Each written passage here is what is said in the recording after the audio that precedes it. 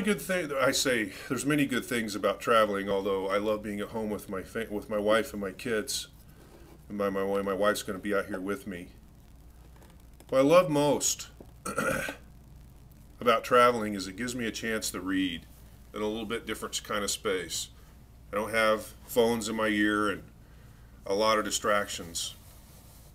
And a lot of y'all have heard me talk before in the past about John Wooden. For those of you who don't know who John Wooden is the most successful NCAA basketball coach. Actually, he was voted Coach of the Century for the 20th century.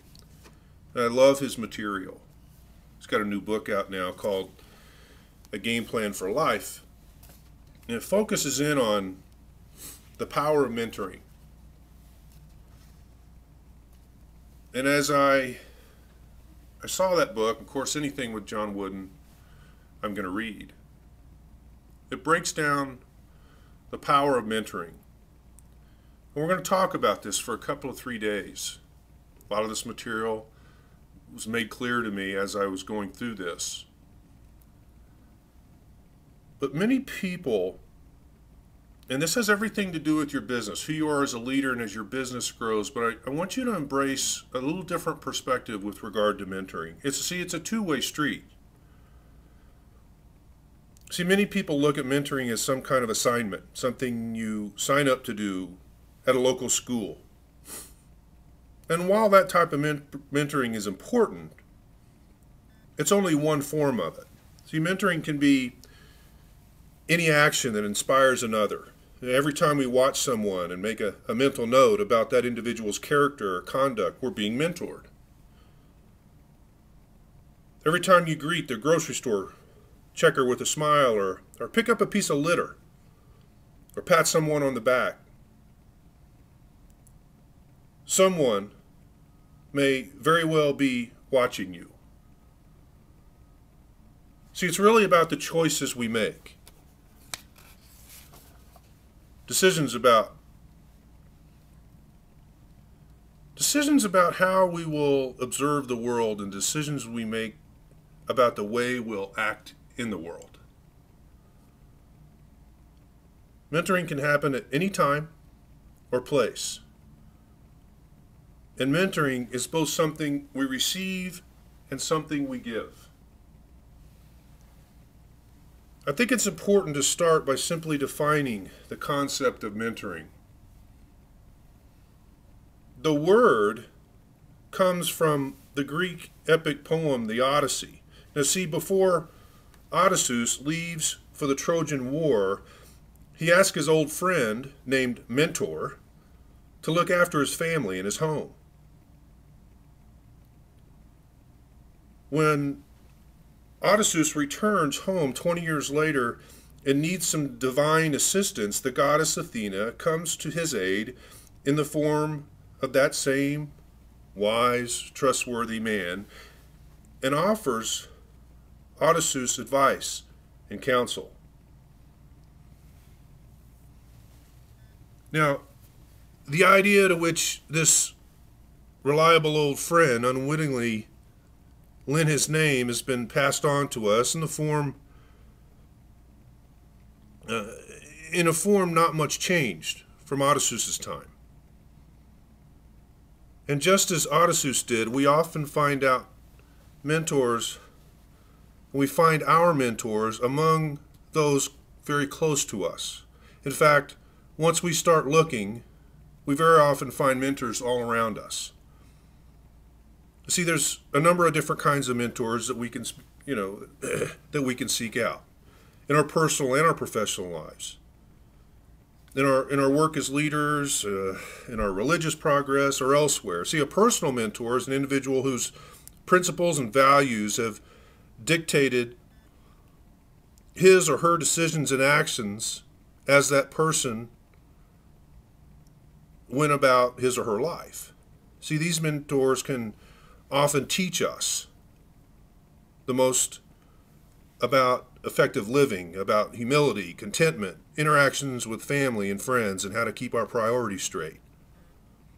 And then there's also the professional mentor, a person who success in his or her career can be a source of practical wisdom and inspiration. This success might be measured in material gain, or far-reaching influence, or in lives touched and relationships fostered.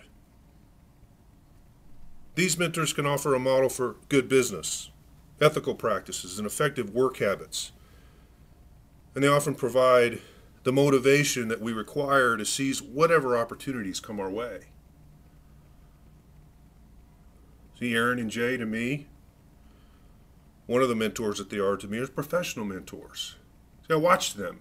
I watch how they conduct themselves as leaders here at Carbon Copy Pro. Who do you have within this community who's your mentor? Leadership mentors are often authority figures who use their power to sculpt the lives with which they come into contact. They show us strength in their own convictions. They exhibit some judgment in their decision making and deliberateness in their actions. Their lessons can be difficult to swallow sometimes, especially when they come in the form of discipline or perceived toughness, but their lessons stay with us for years and sometimes even for a lifetime. A mentor can even be a figure of faith, anyone from a religious figure to a church leader to a quiet spirit, just simply devoted to their God. And we can go on, but I urge everybody today to seek out someone whose life inspires you and speaks to your own goals. I'll say that again. Seek out someone whose life inspires you and speaks to your own goals. It might be someone in your own family or someone you've never met. The important thing is that you open yourself up to be a willing student. You're required to allow yourself the luxury of learning.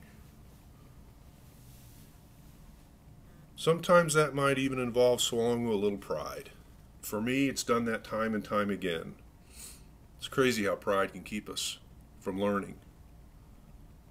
But there's nothing more valuable than learning from someone who's been there. Advice, after all, it's just experience without the pain of having to learn those lessons yourself. So, folks, take this mentoring component to leadership. Take this journey with me.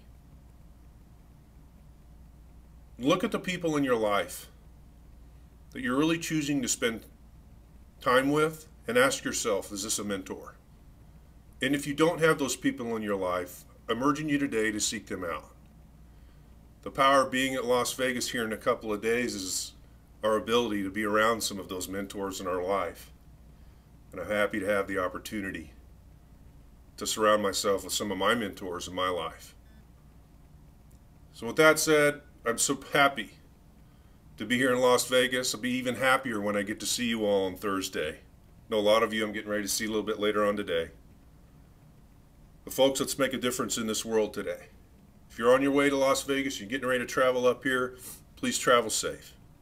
If you're not going to be with us today or on Thursday, continue to join us. I'm committed to being here live with you every day. I'll give you updates, so don't miss the calls.